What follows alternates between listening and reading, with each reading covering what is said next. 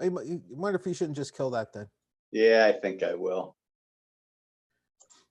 I don't know who else we're going to get in, but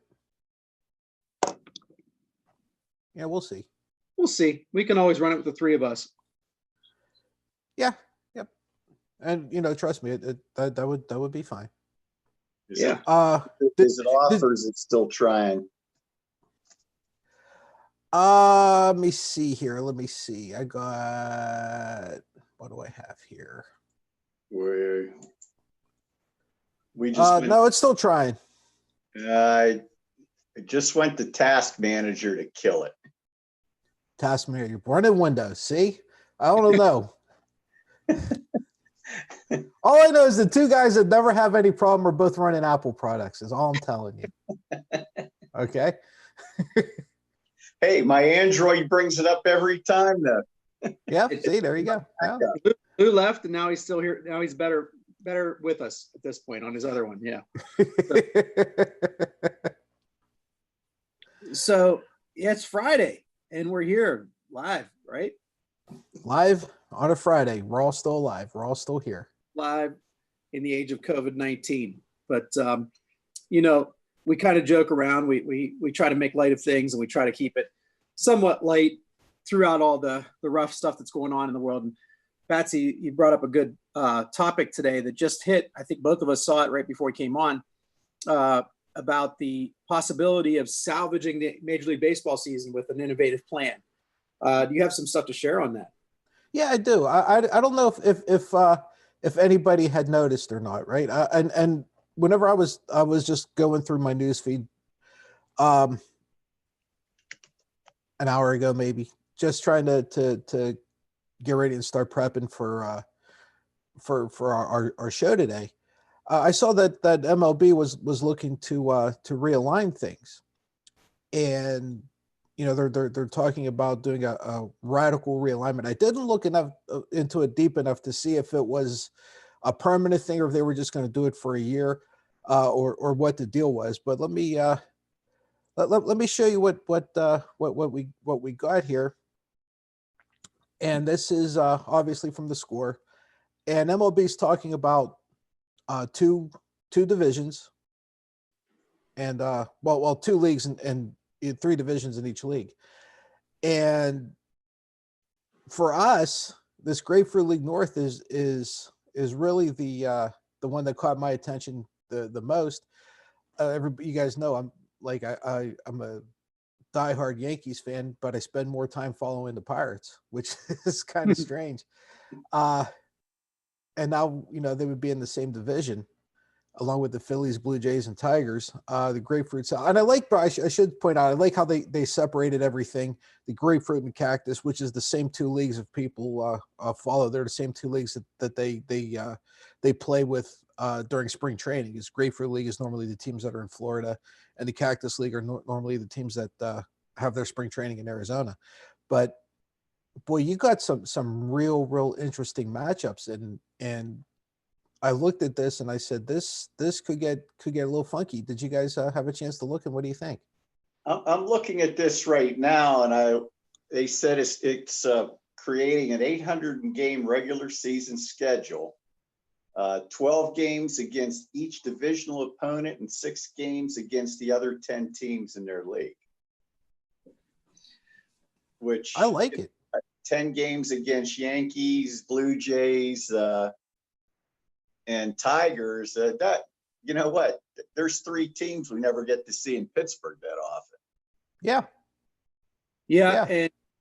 And I like what they're doing. The idea in terms of trying to keep it safe for the players, they're going to stay. And the reason they set these divisions up this way is, if you've ever been to the spring training facilities, and I've been lucky enough to go when I was coaching baseball back in the day with Bubba Lou Kirkwood at Newcastle and the Shannock. We took kids down to Port St. Lucie to see the Mets, and also to train around where the Mets training ground was.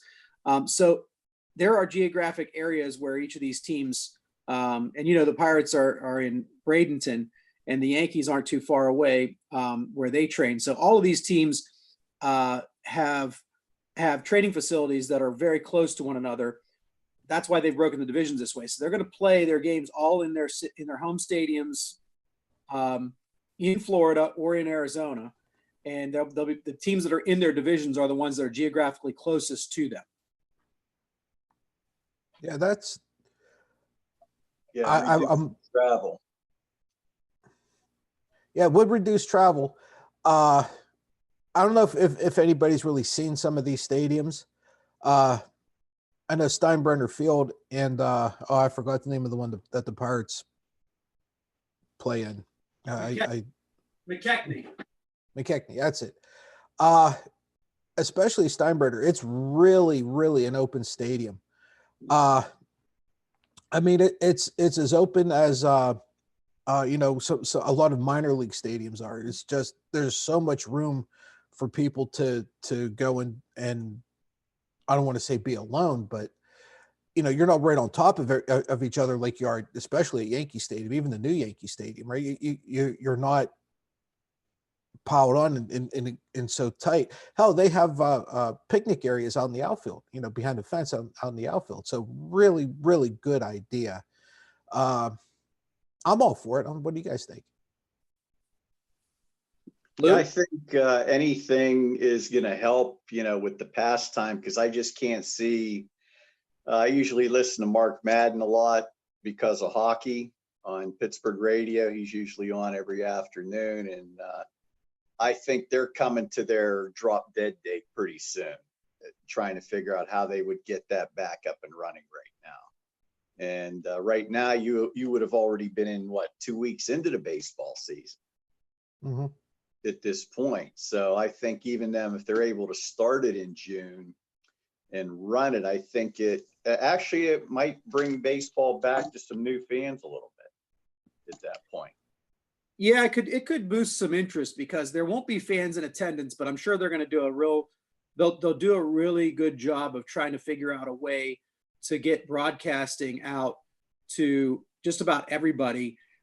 Because if you think about it, this kind of runs into some things with TV right now. TV revenue has got to be so low. Advertising is really hurting on TV because there's no sports right now. And sports is the main driver for TV advertising revenue. And so to get baseball out, and then for the only way to consume it would be through TV. And because this new change would occur and it would be a novelty type thing, I think it could really work. I do think it could really work.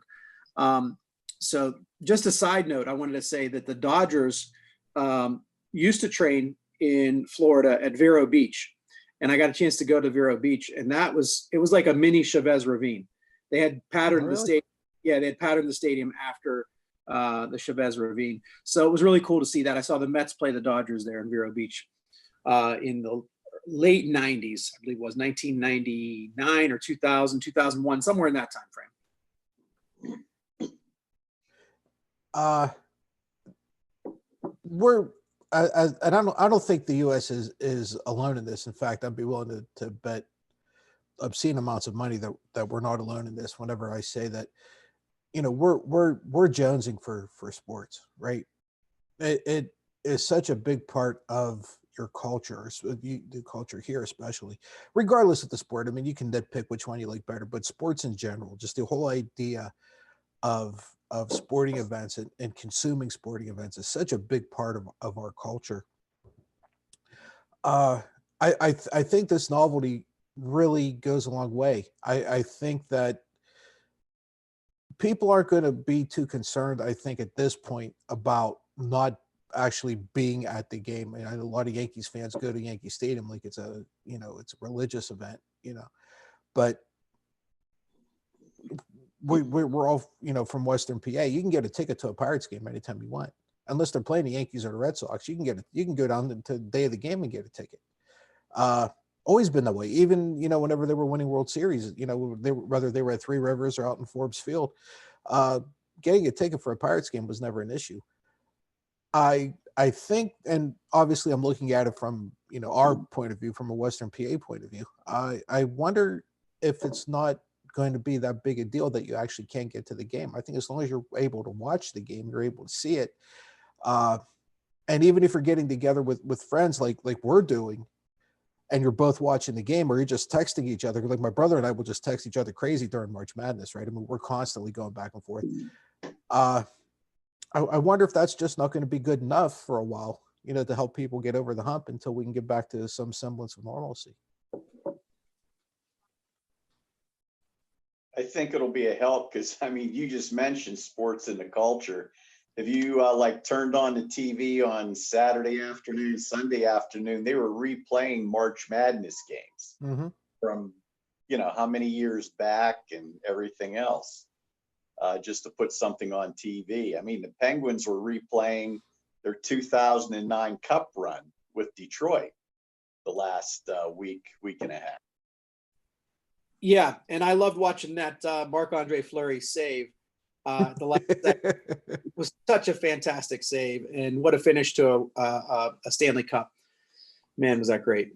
You know what? When that save happened, my heart, I saw that shot coming, my heart dropped into my gut. I'm like, oh my God. I was looking for 2-2 tie. He made that save. I'm like, you got to be kidding me. I don't think people realized how big that was when it happened. It was very, I had that same feeling. Remember their first run cup, and I forgot who the or cup run. I'm sorry, and I forgot who the backup for Tom Barrasso was. Peter Angelo. Peter Angelo, yeah, Frankie Peter Angelo. Yeah. And that save that he made, where they just ended up calling it the save. Do you guys remember that? I mean, that was amazing. A replay on that not too long ago. It's still heartbreak or breathtaking, you know, to see it.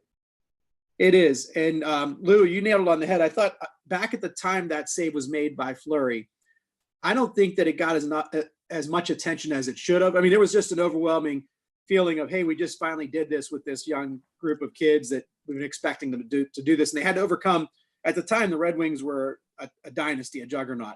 And for them to come back from down 3-2, it was just so overwhelming. But looking back on that moment, that really was so crucial. I mean, that puck goes in, it's probably over. They win it in overtime. So he really just dove.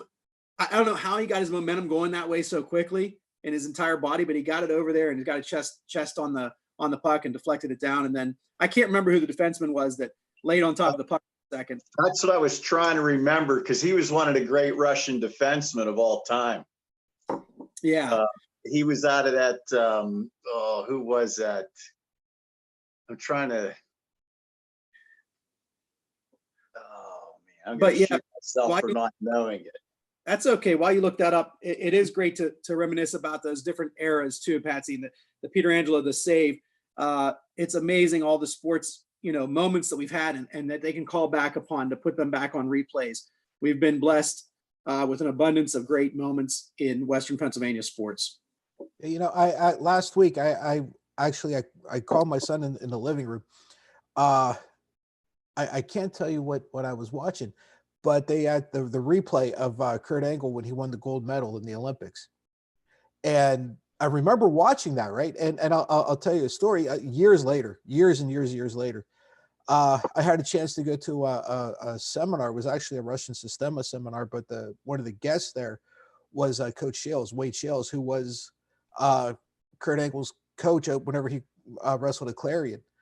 And boy, I mean, just to have that, because you don't realize, just how big that is, or how important some of these people are in that world. Whenever you're on the floor with him and he's making you do hooks for an hour and a half, right? You're just like, oh God, I want to kill this old man. And then, you come back years later and you're watching this replay, and they mentioned his name 2 or 3 times during the match, and I'm like, yeah, I remember that guy. And I'm calling Nick. You remember whenever Coach Shales had his, and he's like, oh yeah, I remember that. It's like, well, here's why, dude. Here's why. It's phenomenal to be able to reminisce like that, just sitting in your living room watching something on TV. Nicholas Lindstrom. That's it. That's it. Yep. He picked that puck up. I was like, in the shot he had, I couldn't believe Fleury got to it. I think he anticipated it or something. I just don't know. Can't explain it. No, but it was truly a great moment. And I was also watching just on Twitter some of the old memories from the Steelers. And 2004, I believe it was, when the Patriots had an 18-game winning streak, regular season winning streak, and they came into Pittsburgh, and the Steelers just stomped on them. And it was I think it was Ben's. Geez, wasn't Ben drafted in 2005? I thought. No, it was 4. 4. So it was his first season. It was his first season, I guess. And they stomped on them. I mean, it was like 35-14 or 35-10 or something like that. And just seeing Brady got picked off and taken in for a touchdown. There was a fumble return. There were a couple big Ben passes to Plexico Burress for touchdowns. And this was both of them. And like, really, it was Brady at his absolute best. They had just come off 18 straight wins, and Ben in his first season. And it was just a beautiful game to, rewatch and see them just stomp all over them. Frank, you're a little emotional about that, aren't you? A little bit. So from reality to fantasy, how about this? Let's do a little something like this. Bill Self, when they canceled the NCAA tournament, Bill Self, who's the coach of Kansas, which, by the way, we have, speaking of Western Pennsylvania, Newcastle. When Bill Self was first hired at Kansas, the football side of things was being run by Bear Mangino, who's from Newcastle, and he had done a great job. He was probably the only coach in the history of Kansas to have a winning record and take them to I think he ended the season at 10-2 or maybe 11-1 for Kansas. That sounds about right. Yeah. Yeah. Of course, they fired him. They ran him out of town, but which was stupid on their part. They've never recovered from that. But Bill Self was there just as Bear was in his last season, I think. And Bill Self recently said, if they're going to cancel the NCAA tournament, which they did, of course, he would accept crowning Kansas as the national champion this year because they finished the season as number one ranked. So, and it got me to thinking about, well, what other sports could we do this with? What could we say, let's pretend that the season just ended and we're going to award our own Frank and Patsy Pod championship to these teams that don't get to play for a championship. So let's presume that the NBA never comes back for a championship this year. Who's your winner? Oh boy, you know what? I'm gonna have to pull up the standings real quick because it's been so long. I forgot what I forgot who's where. Let me see here. While you're doing that, Lou, if you have one, go for it. If you don't, I'll tell you mine. Toronto. I can't remember who was on top either. So here's what I think it would have been. I think we would have seen a return to the old days with a Lakers-Celtics matchup. I think the Celtics would have beaten Philly on the Eastern Conference side and made it to the finals. Although I would have been rooting for the Sixers to somehow win that.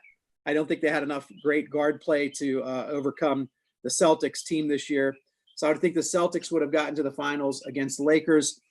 And then, so you see, let's see, is that this year? That's 2017-18. Oh, 2017-18. I'm sorry. Yeah, that's okay. So then on the Western side, I think it would have been a battle of LA, the Clippers and the Lakers to go to the finals.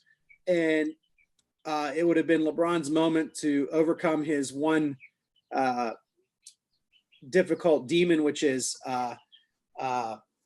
what's his name? The guy who helped win the championship for the Raptors last year, who came from San Antonio, went to the Raptors and helped them win. Anyway, he's out in LA now, and he always causes difficulty for LeBron on both the offensive and defensive side. But I think this would have been LeBron's year to overcome that, go out on top essentially in his last years of his prime, and the Lakers would have won that series 4-2 against the Celtics. That's my call. Wow, that's a big call. I'll tell you, I look at it a little different, Frank, and I'm looking at these standings. Do you guys remember how many games are played in the NBA? 81 or 82. 80, okay, so they're further. They're more than halfway through. Yeah.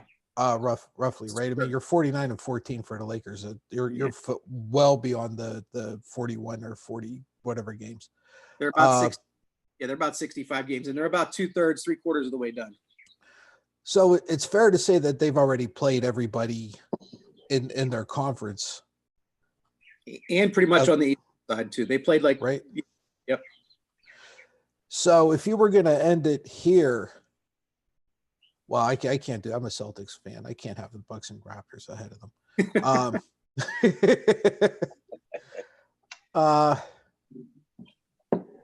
I don't know. See, that's the problem that we have whenever we have conferences and divisions. I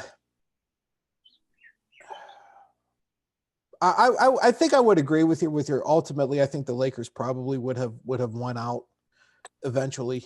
But the Bucks were playing damn good ball though. Punko. Yeah. I would I don't know if I could go along with who your final would be, but I think your champion is probably on. Lou, what do you think?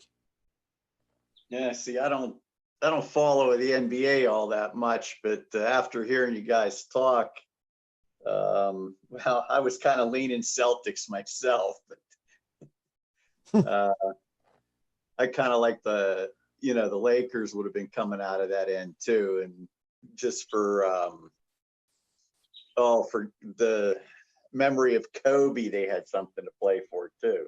Absolutely. Absolutely. Great point, Lou. Yeah, I think that was a lot of it. They would have been on a mission. That's tough. What about the what else was going on? We also had the NHL, right? Yep. Yeah, they were about 70 games. They were 70 games about into an 82 game season when they got knocked off. So this is more up Blues alley too. Yeah, you guys. And those last 12 games with all the trades being made would have told you a lot too. And actually kind of like I kind of liked out of the Atlantic coming in. I would have said Bruins Lightning for the final on that side, and the Metropolitan Capitals Penguins. And I really liked the Tampa Bay coming out of the Atlantic. Capitals Penguins would have been another toss-up. Might have given the edge to the Penguins this year just from what they did in the regular season. They seem to have had their number a little bit in the games they played. Right, even though they were tight, it was and that series always plays tough. And West, then, out in the West, Lou, what do you think? The the Blues Avalanche couldn't get any tighter. No, that's another one. And how come I can't find? How come there it is. There's the West. Blues Avalanche, because Colorado was playing real well this year. St. Louis is trying to defend, and you know what? You got Marc-Andre, the seasoned veteran, that easily could have been Nevada, and yeah, of course there were some good ones there. I kind of like Calgary out there too. Yeah. Yeah, I was sort of leaning toward Calgary myself. Because that Pacific was tight. I kind of like Calgary and the Knights coming out of there. I might have given the edge just because I like Marc-Andre coming out that way.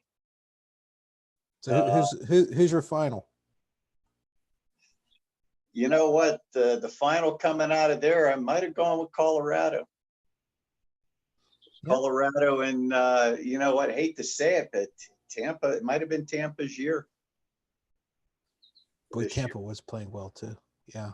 They were playing well all year. Could be like a Tampa, Colorado final. Because that would have been tough with the Blues and Avalanche. That wouldn't have been a Western final. That would have been a semi out there. Right. Yeah, your final probably would have been what? Avalanche and Houston. Probably Colorado and Las Vegas. I said Houston. You saw the Oilers. That's old habits there. Holy shit. Was I the wrong era, the wrong sport? You know what? I think if the hockey would have had the 2 weeks off, 2 weeks back, and then started already now, the Penguins could have possibly done something, because they would have been getting back a couple guys they weren't counting on too. Gensel, they said, was with this kind of delay, would have been close to coming back, maybe one series in. Yeah. Which would have been big. So, you know, there's so many wild cards out there now. They were just absolutely riddled with injuries all year. Oh, it's unreal. Yeah, it was unbelievable. They only played 3 games in the year with all their guys. And to be the standings that way is amazing. Patsy, what do you think? Who do you have? Oh, you know, I was hoping you wouldn't ask me. I'd skate past this. How about that reference? I was really hoping to skate past it. Well, I'll go Eastern Conference. Oh boy, let's go. I'm going to go Lightning Penguins, because I think by the time the playoffs would have rolled around, or even if they started up right now, we got a full healthy Penguin side. Oh boy. And just think about it. Lou, you said they only played 3 games or 4 games with a full squad all year. Yeah, it could have been 2. and only 4 points off of the top of the division, full side, and you know they pretty much gave Washington everything they wanted. So we'll go Lightning Penguins on the East. Oh geez, let's go Vegas Blues in the West, just because I kind of have a soft spot for the Golden Knights. And I'll say my final is, boy, I want to say Pittsburgh, but I don't think they could beat Tampa. I'll say Tampa takes Vegas out and wins, and we'll make it real dramatic and say they win in 7. How's that? It sounds good. Sounds like a reasonable result. Can you pull that screen back up again? I want to give you my picks. Sure, I can. I'm starting to get good at this, actually.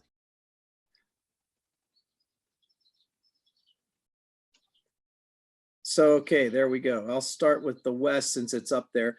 So here's my thing. I would change it up just a little bit. I think that the Blues, they won last year, and it's always hard to repeat. And it was going to be an odd situation, I think, this year, even without coronavirus.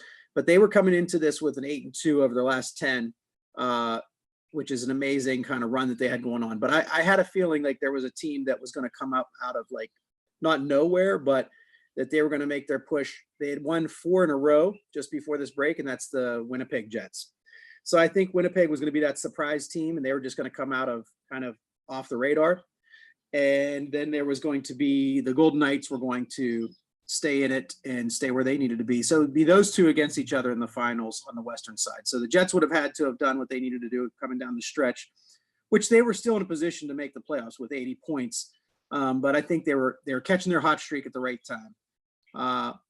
Clearly, they would have been a little bit of a dark horse on that side. But so those are my 2 from that side. And the East, I like the way the Flyers were playing. 9-1 coming down the stretch there out of their last 10 games, although they did lose right before the break. I thought also they played the Penguins really well every time they played them. It is a curse sometimes for the Penguins to play the Flyers, but the way they matched up this year, I thought the Flyers had something special going on.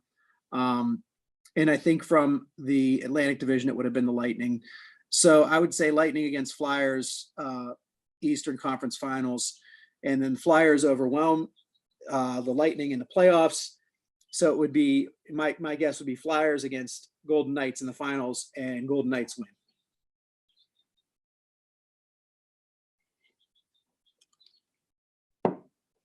Patsy, you're muted. Better? Better. Okay, good. There we go. So we had the same winner. Anyhow, that's that's pretty good. We're getting good at this.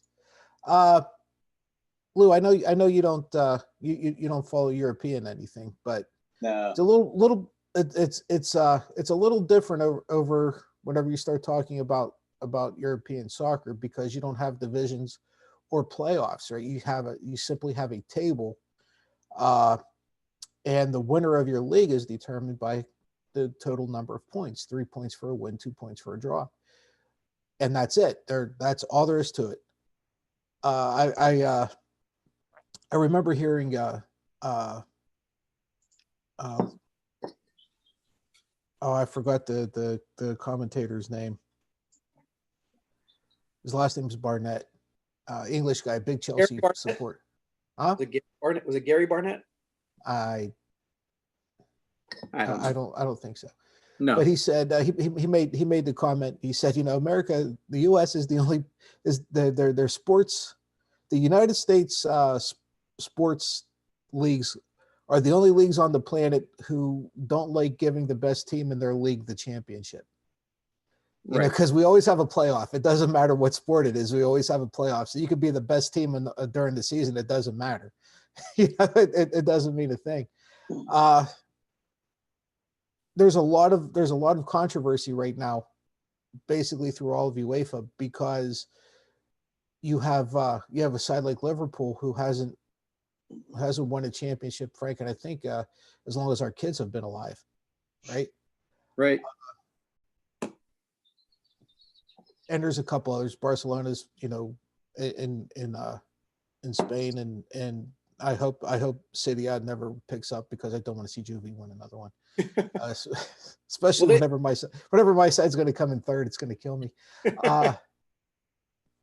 But what do you guys think of that? Because in order for a champion to be officially crowned, the league has to end. So you have to play everybody twice before the league is over. Until that happens, the league doesn't end. Even if the team that's in second place mathematically can't catch up to the first place team, which is probably what was going to happen this year between Liverpool and Manchester City. What do you guys think? Should they crown Liverpool even though they never would have had the chance to play everybody twice? I'll take the lead on this, since I know Lou doesn't follow it as closely. I would say, having watched this season and just setting aside personal animus, I would say from the Premier League standpoint, in my opinion, they deserve to be crowned the champs. There wasn't anybody that was going to beat them. I mean, it was so foregone that, to me, I think that was their year. And quite frankly, I'm almost saddened by the fact that this didn't end this way, because I think it would have been like a one and done thing, because there was already enough like grumbling between some of the star players. If you recall, they were agitated at one another for not passing the ball in certain situations. Things were not all smooth there. So they would have gotten their win. And then I think they would have just kind of, they would have had to rebuild with a new crew, or at least enough of a new crew that somebody else would have risen to the top in the next couple of years. Now, the way it is, it's like they have a mission. Like, if they don't get awarded this, if they don't win the championship, then they have this mission to coalesce around and say, it wasn't anybody's fault, but this was taken from us, and now we got to come back and claim it, right? That's a good point. Lou, what do you think? I know you're not a huge follower of European soccer at all. So, but well, just give me your opinion. What do you think should since you do not have a playoff system, and your league is won or lost simply based on points? Frank, we were in what, match day 27 or 28? Yeah. And there's a total of 32? I think so. Okay, 32. So do the math. You're looking at possible 12. Huh? I'm sorry, 35. Who's left? About 5 games. You have 5 games left. So you had a total of 15 points that could be won, assuming you went out. Liverpool, I believe, needed a total of 9 points. The magic number was 9. So you know how that works, right? Wins versus losses, right? So if my side wins and your side's in second place and they lose, that's a 6-point swing. It's their magic number was 9. So that was the scenario with 15 points left. What do you think, Lou? Would you have stopped to see or crown them, or would you say, sorry, It just doesn't work that way, or something else. I would say, since pretty much mathematically eliminated, that they should be crowned.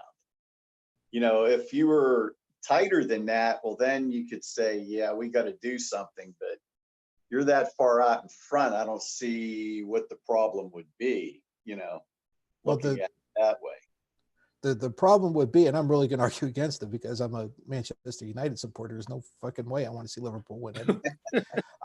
So I am biased, but you're talking 15 points that are up for grabs, and you have a side that whose magic number is 9. They theoretically, even though not realistically, could lose out the rest of the last 5 games, and that puts true. the second team wins out and they overtake them. So it is mathematically possible. However, probably realistically not possible. But they leaked a little bit of oil. They leaked a little bit of oil. Remember, they lost to a couple of bad teams. They lost to a team in the UEFA, and then they lost to a team. They lost to, like, was it West Ham or who was it that they lost to right before they shut the season down? Yeah, if my son was here, he'd tell you. The fact is, they were a low mid-table team.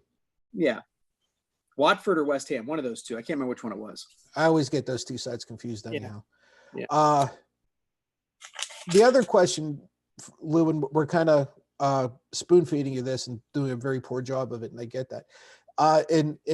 In European soccer, they have what's known as promotion relegation. Okay, so what happens basically is you have a table of 35 teams, we'll say.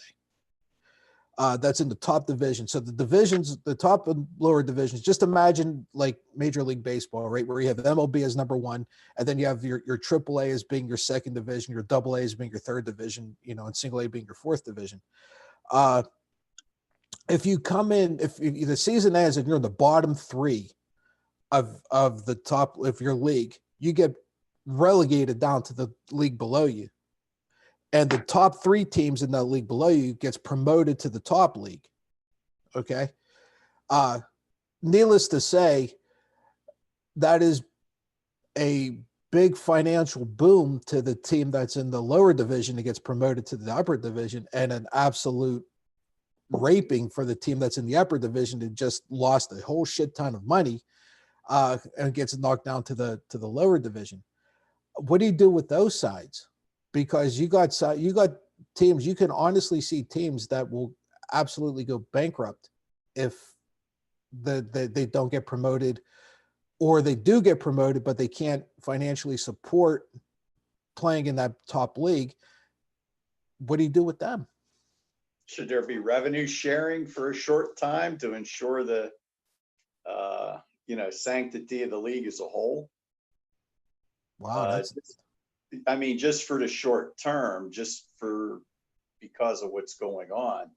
Because you even take like any league, like there isn't revenue sharing in a cap in baseball, so to speak, but like the Pirates still get a kickback during the year because of the TV revenue from other teams that goes into their pocket that helps them. Even though Nutting doesn't spend the money, he got 25 million back last year, or whatever the figure was. Should that be done just to ensure the league gets through till next year? Bearing what happens with this virus, because who knows? We don't know what that's going to be. That's a good idea. I haven't really even heard anybody mention that before. I haven't either. Yeah, I haven't either. I guess that my question happens then is, what do you do with the second division teams? Are they just put on hold? You just freeze them because you can share the revenue out of the second division, but it's not really a whole hell of a lot of money to begin with. Yeah, I don't think you relegate anybody or promote anybody. I think, unfortunately, you have to say that. Because there's probably too many variables there. Looking at what would have happened with the bottom 3 teams and the top 3 teams in each of those tiers, with 5 games or so left for each of those levels. Too much of a variable to say, well, we're going to demote this team or promote this team, because that could have lasting effects for years, as you know, Patsy. I mean, teams go down and they never make it back up, or and it takes them decades to get back up. Some of them they jump back up quickly, but that those teams that have a great infrastructure and a large club mentality. But it's very difficult for a medium or small size club that gets relegated to ever get back.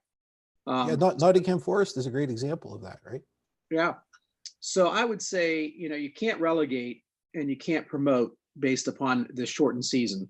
But I do like that idea of revenue sharing, and I like the idea of maybe even cross-league revenue sharing. Maybe you take, I don't know if they do this to begin with, but maybe you take 5 or 10% of the Premier League revenues and you sprinkle those down into the lower levels, so that there are clubs that still exist, because let's face it, you need that system in place to keep that Premier League buoyed up. It can't just be the Premier League alone in England for the next 50 years. You have to have those lower levels of relegation to make the whole system work.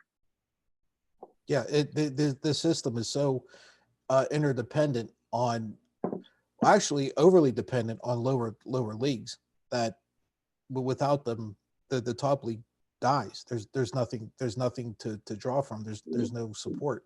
It dies. Speaking of people dying, Frank, you're gonna love this transition, buddy. This was perfect. At this time right now, before we got on air, there was I was watching, I think it was MSNBC. Well, my wife was watching MSNBC because I won't watch Chuck Todd, and I don't either. the total number of worldwide deaths to COVID-19 was 99,995. I'm going to take a risk, a leap of faith, so to speak, and say that at this time, right now, as we're speaking, we have overtaken 100,000. I would say we've blown past 100,000. Did anybody happen to catch the campaign rally today? No, I did not. I purposely don't. I did catch something interesting. I heard, because I shut off Chuck Todd at 5 also. I like Nicole Wallace. Yeah, I do too. Yeah. So during her show, Brian Williams was on today. I like him too. He interviewed Dr. Fauci on the White House lawn this afternoon. And he brought up a question I have not heard, and I think he even took Fauci by surprise. He asked, why is there a 400%, he says, are all the corona deaths being accounted for? And Fauci says, well, I believe they are. Why would you ask that? He says, because there's been a 400% spike in cardiac deaths in those same hospitals. Are those being taken into account? Why would those spike if they weren't caused by possibly coronavirus? And Fauci said, I had really not heard that, but I'm going to check into it. So whether he is or not, or he's wondering whether numbers have been suppressed on certain areas. So I thought it was an interesting question. Very interesting question. And, I've had a couple of friends of mine who are conspiracy theorists who say, they're upset because they think the numbers are being inflated because every respiratory death is being counted as a COVID-19 death, even without an autopsy or any kind of testing to prove that it was a COVID-19 death. But here's the thing: that's not a conspiracy in my mind. I think it's reasonable, and it makes a lot of common sense to say somebody dies of a respiratory disease that they didn't have, a month ago. They didn't have underlying, bronchial problems, longstanding bronchial problems, and all of a sudden they die of a respiratory disease. We don't need to be using tests that should be going towards people that are alive to find out if they have this disease. We can't be doing, resources on autopsies and things like that when we need to have medicine moving forward for the living. It's just reasonable to count them that way. It's not because we're trying to inflate the numbers or anybody's trying to inflate the numbers. It just makes a lot of sense. So it is interesting to me that there's the other side of this. And I had not heard that before. So thank you for bringing that up, Lou. Yeah, I had just heard that when he was on this afternoon. So I would I would like to think that if he said he's going to follow up or he's going to look into it, that I honestly think he's going to. This guy doesn't has ever made me think for a second that he was in the business of bullshitting anybody. Yeah. So what Here's do you? here's Go your ahead. minute-to-minute totals. It's 101.695 million, well, 1,695,692 cases worldwide, 102,566 That's deaths Wow. right now. so the Spanish flu claimed about, it's generally accepted, it claimed about 50 million lives worldwide. Um, do you think that we stay under that number with this? No. What's it going to do when it gets into the second and third world that don't even have the wherewithal to realize what's happening, being uninformed? Because I saw today that they've recorded a death now in Brazil in an indigenous tribe in the middle of the rainforest. You know, Yeah. they don't have a clue what's going on. Well, hell, we're going to run into that similar problem whenever it starts getting into like real rural areas here. Hell, how do we know how many Amish people have got this or gotten killed from it? Right? I know the community knows about it, but how well they're doing what they need to do, I don't know. My guess is they're not doing a very good job. I have nothing to point. I'm just guessing, just being around them all my life. I don't think that they would be doing a very good job of it, to be honest. No, because I know a buddy of mine that's a contractor. He's like laying low, and he says he has Amish crews calling him, wanting to know if there's work anywhere that they could sneak and do. Mm-hmm. And Yeah. he's like, Oh, yeah. you do realize what's going on, and I'm not going to be a part of it. Yeah. And I promise they're not going to give up their Sunday services for anything. No, they're not. Nope. And they meet. Do you know how their services work? They don't have a No. church. They meet every other Sunday at somebody else's home, that community in that church group.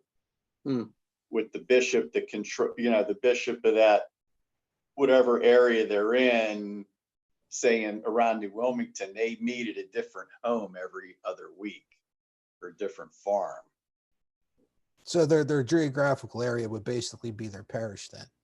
Pretty much. Wow. Yeah. So these guys, that's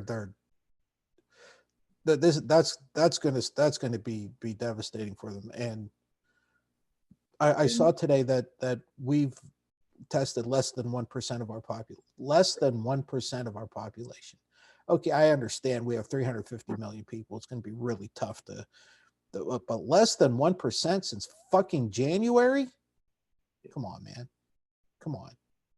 Well, one last thought I have on the coronavirus and our government is I saw yesterday that Gavin Newsom, maybe it was yesterday, maybe it was the day before yesterday, referred to California as the nation state of California.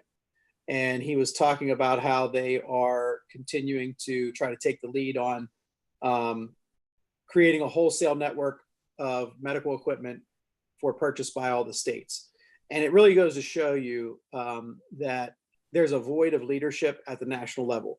Instead of taking the lead on things like this at the national level, there's more uncertainty created around the availability of medical supplies by our executive branch, because they've had things like saying like, well, the national strategic reserve is for us. It's for the federal government. It's not for the states. But, of course, the states are us, but, we're going to keep some of this stuff and control it here in the federal government. There was no clear answer on how that was going to work. And also there's been clear indications by a lot of the governors that they're not being supplied with an adequate number of supplies by the federal government, that the friends of Trump are the ones that are getting preferential treatment. And those who have not treated him well, according to him, don't get phone calls back from him. So it's kind of fallen to bigger states, more wealthy and better positioned states like California, New York, I believe maybe even some of the states in the middle of the country like Missouri, who's been financially run well and managed well. They've been trying to help out other states with medical supplies. So it's just interesting that the leadership has to come from those levels. Yeah, the one thing that, and I heard that nation state, quote unquote, nation state thing a couple of times now when talking about California. They're the fifth largest economy on the planet, is the state of California, right? I mean, their population, they have a greater population than Canada does. Yeah. So I guess my question is, well, what the hell do you expect them to do? Right. I saw another interesting, well, they helps when you're that big and you run a state surplus also. And I think that's the reason Newsom bought so much stuff, is because he's probably just going to resell it at cost to some of these states, or, you know, the cost of paperwork and whatever minimal markup may be needed. But my question too is lack of leadership at the federal. Do the people running the federal even know what the government's supposed to do as a whole? I mean, you now have, this is your perfect example of your anti-government people running a government and why it doesn't work. That's right. You know, you have 40 years of trickle down bullshit, and this is the result of it. You're seeing it now. Yeah. And it's a sad thing, you know, that something has to be done all the way across the board. And you want to piss off a conservative real quick, just ask them why socialism has had to bail out capitalism twice in the last 12 years now. Yeah, because they can't answer it without acknowledging it, or just flat out refusing to answer it. So any last political thoughts, Patsy? Oh boy, I had one and I lost it. It's tough getting old. The only thought about this whole thing that I keep you know trying to regurgitate in my head is I still do not understand. I don't understand why you have major networks, news networks, not the Fox Entertainments, major networks, who are still continuing to live cover these pressers that have turned into rallies. And you, especially whenever you have people like Lindsey Graham, who are now telling this shithead that, hey, you know, maybe you shouldn't be there every day. And they're still doing that. Yeah. I don't get it. Well, he can't help himself. You know, he's not going to listen to anybody, as opposed to somebody like Bernie Sanders, who we talked about a couple days ago, who let his better angels, you know, talk him down from you know, fighting on ad infinitum. Trump just won't listen to anybody else. He just can't. So he can't allow himself to. Too small. He's too small. Yep. So back to Fantasyland. That was my last political thought. This is my last fun thought for the week. I think, without going through all the detail, but just for the fun and kicks and giggles of it, had the UEFA Championship been played to its conclusion, I think that if you watched what Atalanta, the epicenter, Bergamo, the epicenter of the Italian outbreak, what they did to the Spanish side in their first game, what was the score there? 5-2. I for some reason just cannot remember what that score was. I don't know why. It was 5-2, but they absolutely put on a clinic, and they came back from the dead in their group. If you remember, they were like dead and buried after the first 3 games, and then they came back and they made it onto the round of 16. Atlanta was somebody we featured early on in this Butchered Sports Pod, you and I, Patsy. I think it was a year of destiny for them. I think they would have won the UEFA Championship this year. It would have been a fun run. That's my champion. I'm crowning them in UEFA. I will stay in UEFA, and I'm gonna throw a wrench in this whole thing, because at the rate people sides were playing, no one was better than Bayern Munich in Europe. And so I will give the UEFA Championship to Bayern. I'll give it to my German Paisans. Nicholas will give you a big hug for that. Yeah, you know what? I'm very happy that he doesn't watch this. So, you know.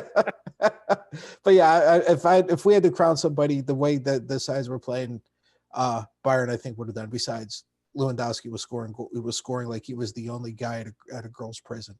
You know, he was scoring like crazy. And Lou, stick with soccer, but you got a fantasy prediction for us? Anything that you would have said would have come true by the end of this sports year? I don't know. I'm still thinking Tampa would have taken it all this year. All right. The winner, let me put it this way, the winner of the Tampa Penguins series would have taken it all. Sounds good. I think that's I think that's spot on. That would have possibly been the final in the semifinal. Yep. All right, guys. Great way to end a week. I enjoyed it quite a bit. It was really nice to be a little more lighthearted for a change. 4 days of this, and for Frank, you and I 5 days of this. Whenever we do the audio one, boy, it sometimes you just need a little bit of levity. Yep, sure. News has been depressing for sure. Yeah, yeah, and it gets worse. Right? There's no break. No. Sometimes you just need to say, and I think that's another reason why. The idea of bringing sports back as quick as they want to is it holds such water, because you just need something to get away from everything for a couple hours. Yes, sir. You want to wrap it up for us, Patsy? Oh, I suppose so, since the camera's on me. Well, for everybody who's liking what we're doing, this Sunday, I don't know if we're going to be when we're actually recording it, but Master Grant and I will have the Mastering the News podcast, which will be on Sunday. We'll be up at 6:00 also. Same time this is. Everywhere you get your podcast, that's there. The three of us, or at least the three of us, or at least two of the three of us, and possibly more, who the hell knows? We leave it open. We'll be back on Monday, same bat time, same bat channel. And then Frank will be here Monday, Tuesday. Frank and I will have the audio pod Wednesday, and then Thursday, Friday, we come back and do this all over again. Lou, you got to get on the audio pod with us. That'd be good. What time do you do that? Frank, what time we record about 3:45 or 4:00, depending on how we're doing that day. Yeah, it's normally whenever we record it, it goes up, it gets distributed at 6:00. So everybody gets it at 6. But the audio one, you kind of got to adjust the audio. You kind of got to balance everything. We don't, what do you call it? We don't cut anything out or rearrange anything. We just have to, I actually just upload it to a place that just said equalizes the audio levels, and then it ships it back to me. We get it up as quick as we can. So we don't censor anything or master it. We just even it out and send it up. So if you can get on with us, that'd be great. If you can't, technically, I'm still working then, but not always. All right, there you go. So you know what, Frank, we won't tell anybody. Okay. All right. Besides, I know the owners over there. They'll cut us a break. Yeah. Speaking of that, your half sister messaged me a couple of weeks ago. My half sister. See, Frank, you don't know how much I hate him whenever he does this to me. How is my half sister? I don't want to give any names, but how's my half sister doing? She's doing fine. She can't travel to China, of course, because of this, but and their company is taking a big hit because it's luggage. So there you go. Yeah. Well, I'm sure I know what you're thinking. So I'm pretty sure she's gonna bounce back from this. She always does. Yeah, it's amazing. In honor of my Scully. Yeah. Oh yeah. I hope Jorge's watching so he can see. Yeah. We're gonna have to do those Monday. I know I'm gonna forget, but boy, we have to. Okay, folks. Thank you very much for watching, and just putting up with us knuckleheads for a little bit. If you like what you see, please don't forget to support us on Patreon. All the links are below in our descriptions. It's always there. So please, you want to throw a couple of bucks our way. God knows we need the money. we we got to start doing better than this. Anyhow, until Monday, everybody have a safe and happy Easter and Passover, which we should have mentioned, so we're mentioning it now. So take care and cherish the family and the loved ones, because this thing hits everybody, and it's ruthless. So until next time, next time we meet, we'll see you guys Monday. Bye bye. All right. Take care. Happy Easter.